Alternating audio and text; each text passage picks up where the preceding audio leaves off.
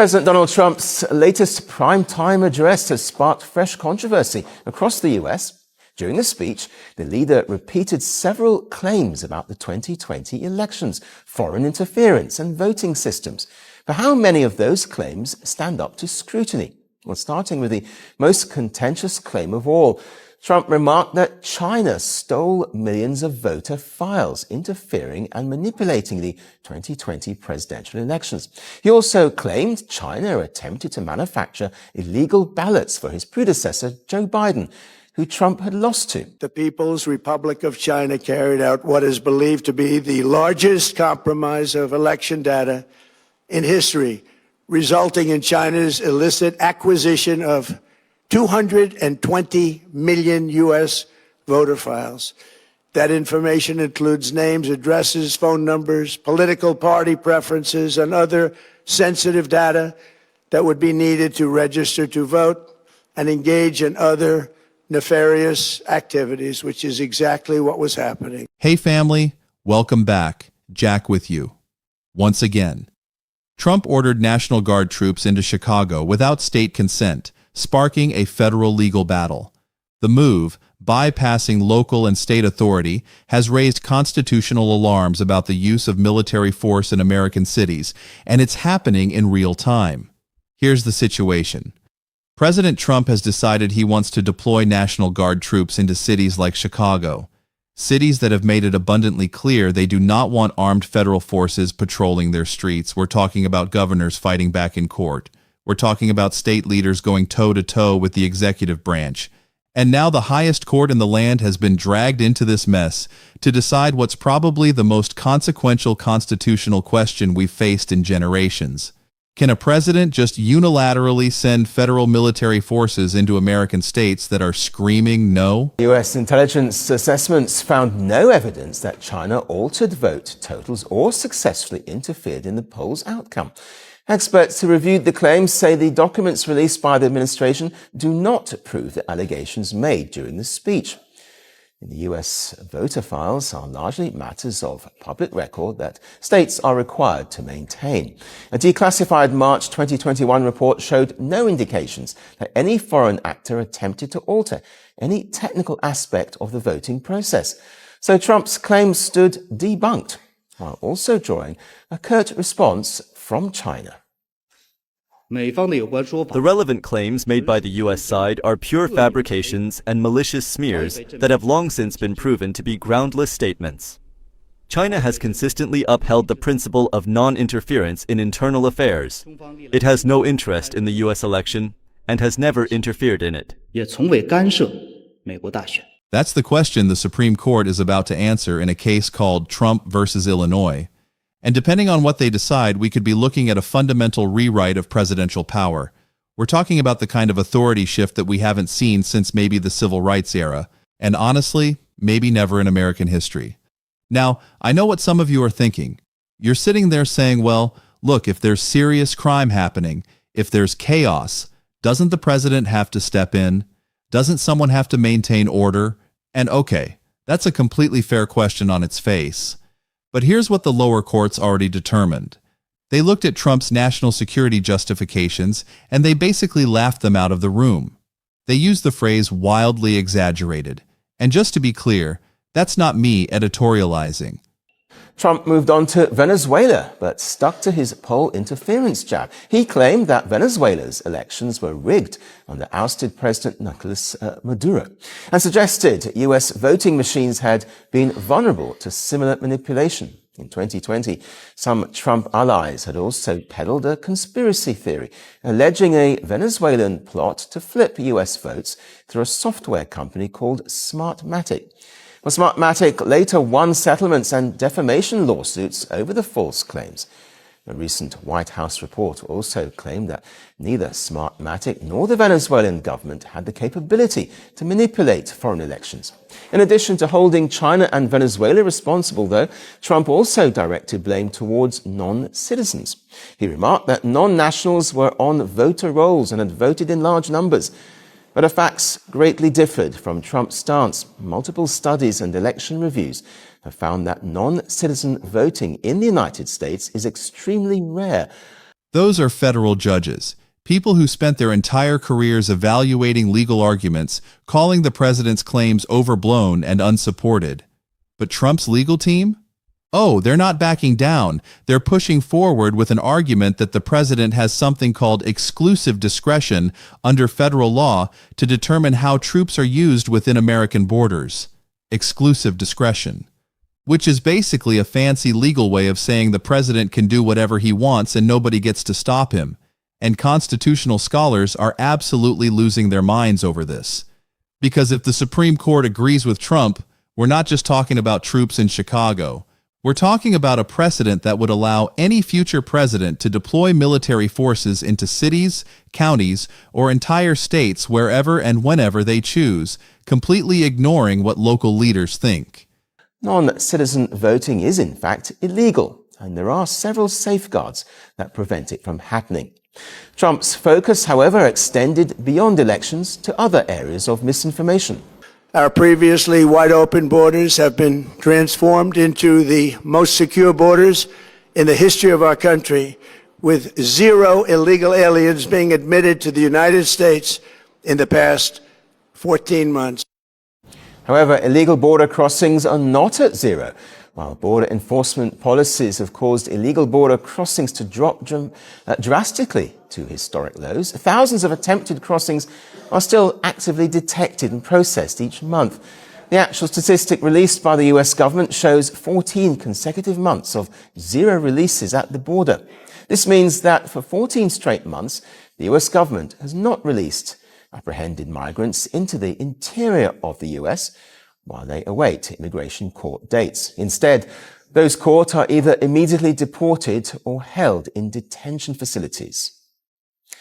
Meanwhile, Trump also attacked media outlets like CNN, NBC, and ABC for not running his speech live on TV, while many Democrats say the president is attempting to reduce confidence in the upcoming midterm elections amidst his current low approval ratings. So, while his address attempted to reignite several debates, official reviews have found that his large claims seem to carry very little weight at all.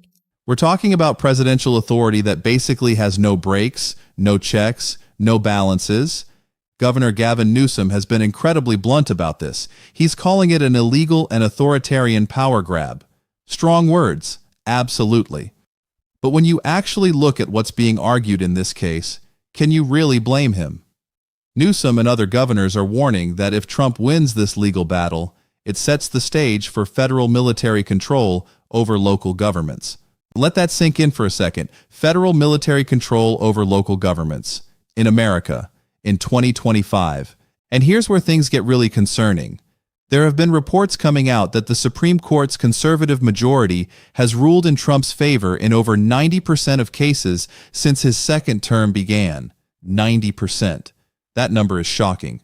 And it's leading people to ask some deeply uncomfortable questions about whether this court is genuinely acting as an independent check on executive power, or whether it's just rubber stamping whatever the president wants. Because let's be real, this case isn't happening in a vacuum. Trump has been systematically pushing the boundaries of executive authority since day one of his second term, firing federal regulators who won't toe the line, pushing to restrict birthright citizenship, and now deploying military troops into cities that don't want them. Each move pushes the envelope a little further, and this Supreme Court case could be the one that tears the envelope wide open. So why does all of this matter right now? For one thing, we're barreling toward the 2026 midterms, and this case is going to become an absolutely massive flashpoint. Trump's entire brand has been built around law and order leadership. That's his whole thing. But his opponents are framing this as creeping authoritarianism. And depending on how the Supreme Court rules, one of those narratives is going to get a whole lot more ammunition. But beyond the politics, beyond the election cycle, this case could fundamentally reshape the entire balance of power between federal and state governments. It could rewrite the rules on what a president can and cannot do on American soil. And honestly, that should matter to every single person watching this, regardless of whether you love Trump or hate him. Because here's the thing, maybe you trust Trump with this power. Maybe you genuinely believe he would only use it responsibly. But what about the next president? And the one after that? Once you hand over this kind of authority, you don't get to pick and choose who uses it. Buckle up, because the Supreme Court is about to make a decision that could change absolutely everything, and we need to talk about what's really at stake. This is way bigger than Chicago, way bigger than Trump.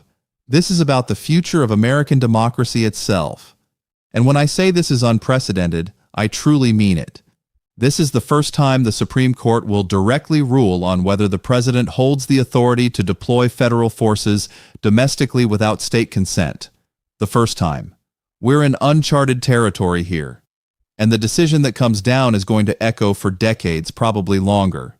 So stick with me, because we're about to dive deep into this case, break down what's being argued, and figure out what it means for every single American, whether you live in a red state or a blue state, whether you support Trump or oppose him. This affects everyone, and most people have absolutely no idea just how big this really is. All right, let's get into the real meat of this, because this case is absolutely loaded with constitutional drama. And honestly, most people don't fully grasp what's actually being argued here. The headlines make it sound simple. Trump wants troops in Chicago. Illinois says no. But the legal battle underneath that's where things get genuinely terrifying. So first, let's talk about how we even got to this point. Trump has been hammering on crime in Democratic-run cities for years. Decades, really. Chicago specifically has been one of his favorite punching bags. High crime rates, gang violence, all the usual talking points. And look, let's be honest. Chicago does have crime problems. That's not up for debate. The statistics are what they are. But here's where Trump took a sharp turn into completely new territory.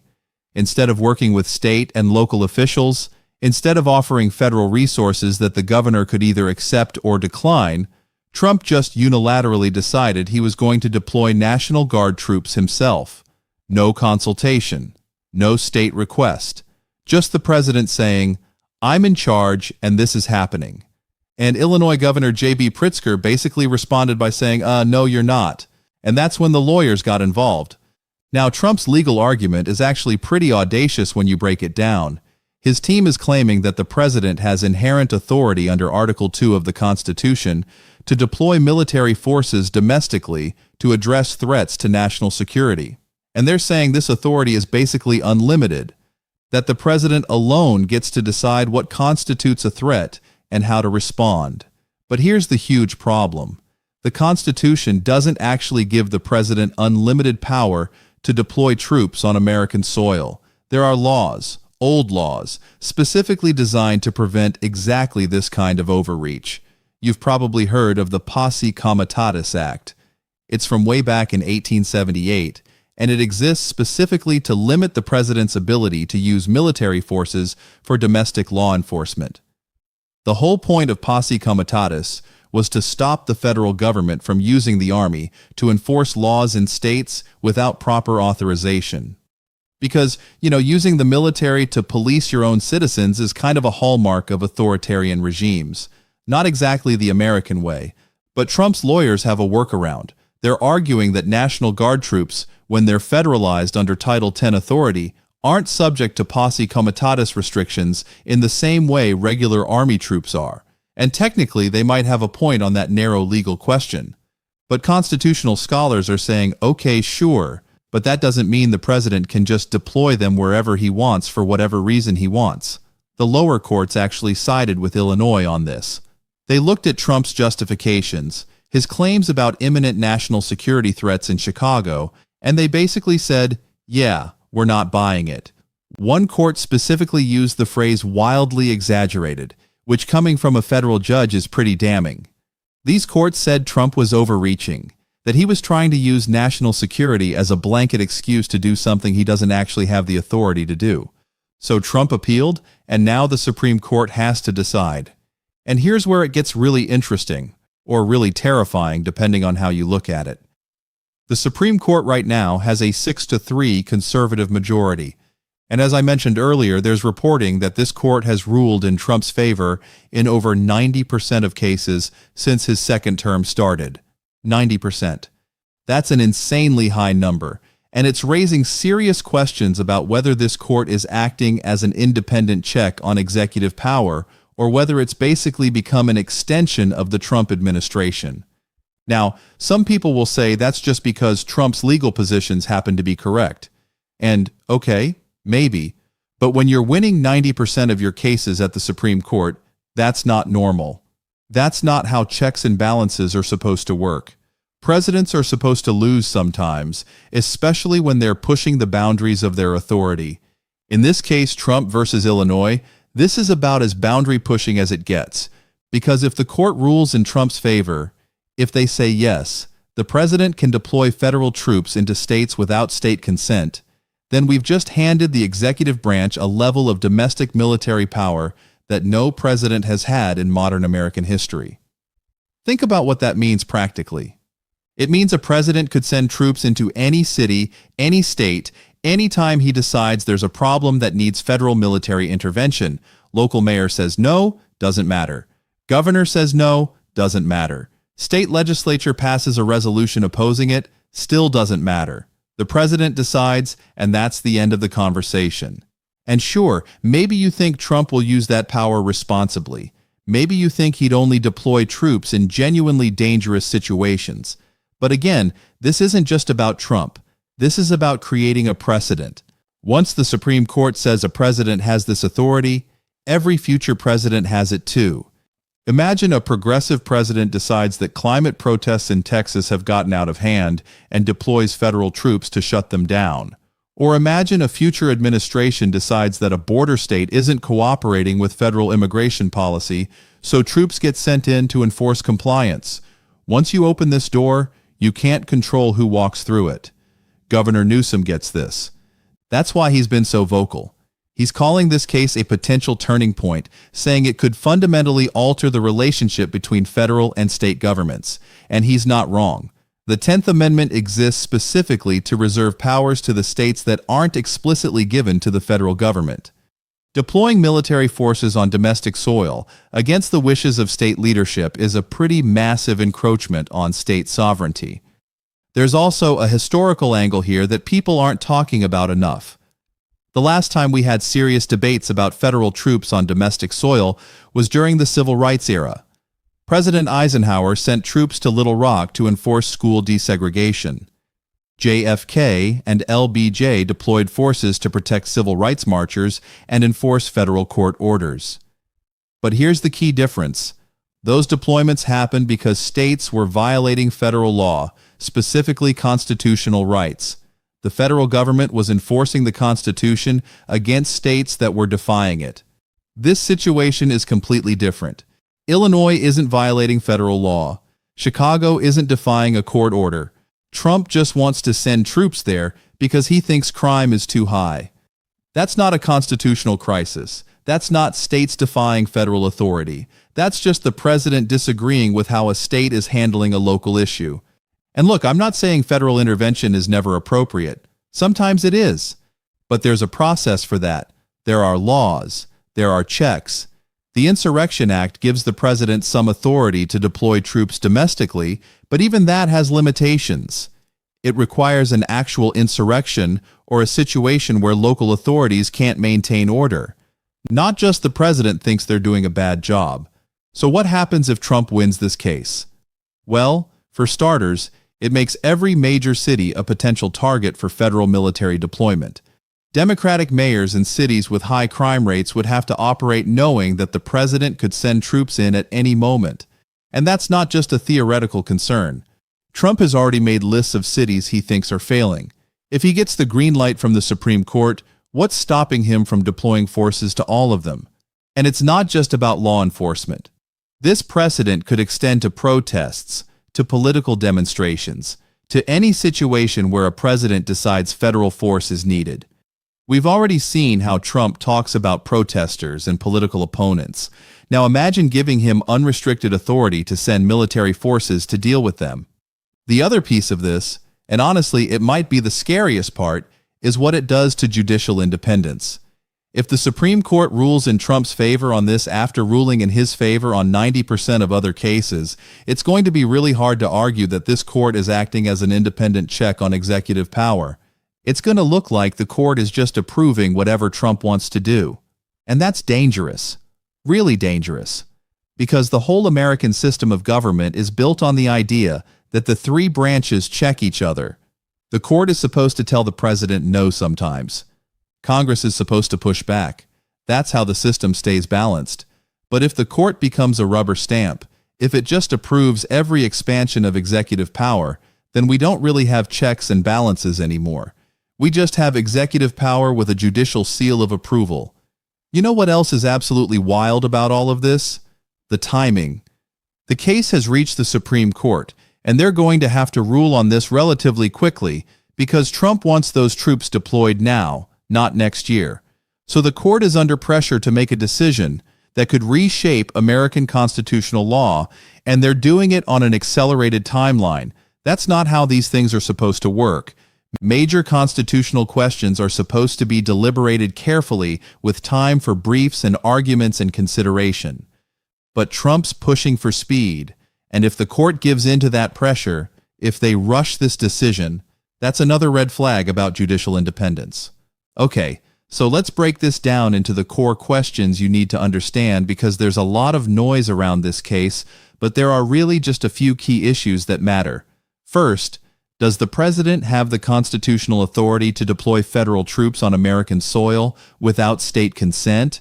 And look, the answer should be complicated. The president does have some authority. The Insurrection Act gives limited power in extreme situations. But unlimited authority? The power to deploy troops anywhere for any reason the president deems valid? That's not what the Constitution says. That's not what the founders intended. And if the Supreme Court says yes, then we've just rewritten the constitutional balance of power in a massive way.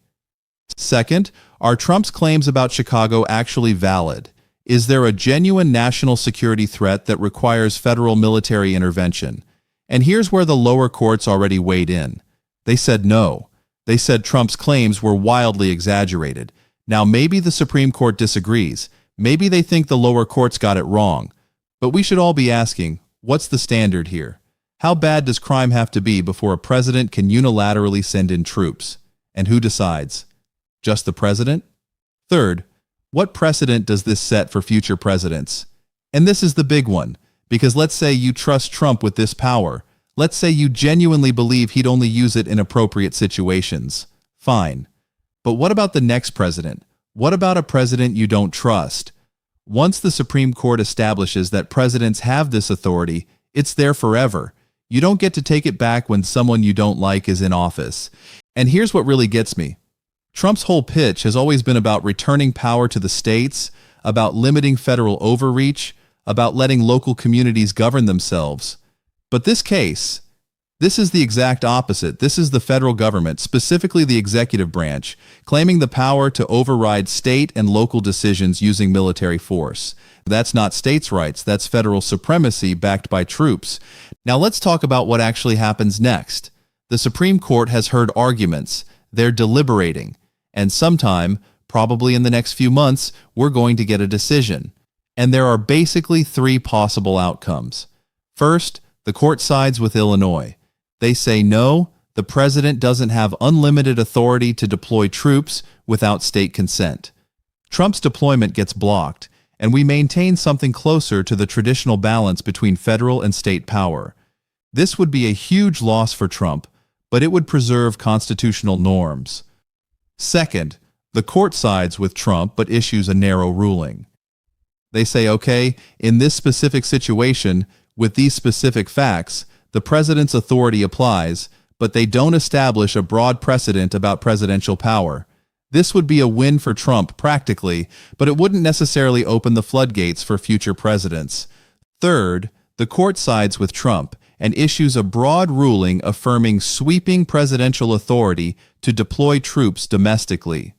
This is the nightmare scenario for people worried about executive overreach because it would essentially greenlight any future president to send federal forces into states whenever they decide it's necessary. And honestly, based on how this court has been ruling lately, that third outcome feels way more possible than it should. That 90% statistic keeps bouncing around in my head because courts are supposed to be unpredictable. They're supposed to rule based on law, not based on who appointed them. But when you're winning 9 out of 10 cases, something else is going on. There's also a political dimension here that we can't ignore. The 2026 midterms are coming, and this case is going to be front and center. Democrats are already using it to argue that Trump is authoritarian, that he's shredding constitutional norms, that he's a threat to democracy. Republicans are going to argue that Trump is just trying to restore law and order, that democratic cities are out of control, that someone needs to step in. And depending on how the court rules, one of those narratives is going to get a massive boost. If the court sides with Illinois, Trump looks like he overreached and got slapped down. That's bad for Republicans in the midterms. But if the court sides with Trump, especially with a broad ruling, Democrats are going to run on stopping federal military deployments to cities. That's going to energize their base like crazy. So there are real electoral stakes here on top of the constitutional ones. And that's probably why we're seeing governors like Newsom being so aggressive about this case. They know it's not just about Chicago. It's about whether Democrats can paint Trump as an authoritarian threat, or whether Trump can claim he's just being tough on crime. But let's zoom out for a second, because beyond the immediate political battles, beyond the legal arguments, this case is really about something deeper. It's about what kind of country we want to be. Do we want a system where the president has vast unilateral authority to deploy military force domestically? Or do we want a system where that power is checked, where states have a say, where local communities can resist federal overreach? And I know some of you are thinking, well, it depends on the situation. If there's a real crisis, if local authorities really can't handle it, then maybe federal intervention is necessary. And okay, sure, but that's what the Insurrection Act is for. That's what emergency powers are for. Those laws already exist. They already give the president authority in genuine emergencies. This case is about whether the president needs those laws or whether he can just bypass them and do whatever he wants. And that's a fundamentally different question. Here's the other thing that worries me. Once you normalize federal troops in American cities, it's really hard to go back. Right now, seeing military forces patrolling domestic streets feels shocking. It feels wrong. But if the Supreme Court says it's fine, if it becomes a regular tool that presidents use, then we stop being shocked. It becomes normal. And that normalization, that's how democratic norms erode. Not all at once, but slowly, precedent by precedent, until one day you wake up and realize the country operates completely differently than it used to. So here's the bottom line. This Supreme Court case matters. It matters way more than most people realize. It's not just about Chicago. It's not just about Trump. It's about whether we're going to allow a massive expansion of presidential power or whether we're going to maintain the constitutional checks that have defined American government for over 2 centuries. And the scariest part, we're about to find out which path the Supreme Court chooses. And once they decide, there's no going back. The precedent will be set. The power will be established.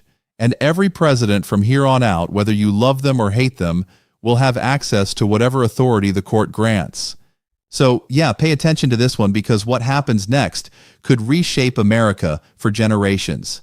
And we all need to be ready for whatever comes after the court makes this call. This is one of those moments where history gets written and we're all just watching it happen in real time.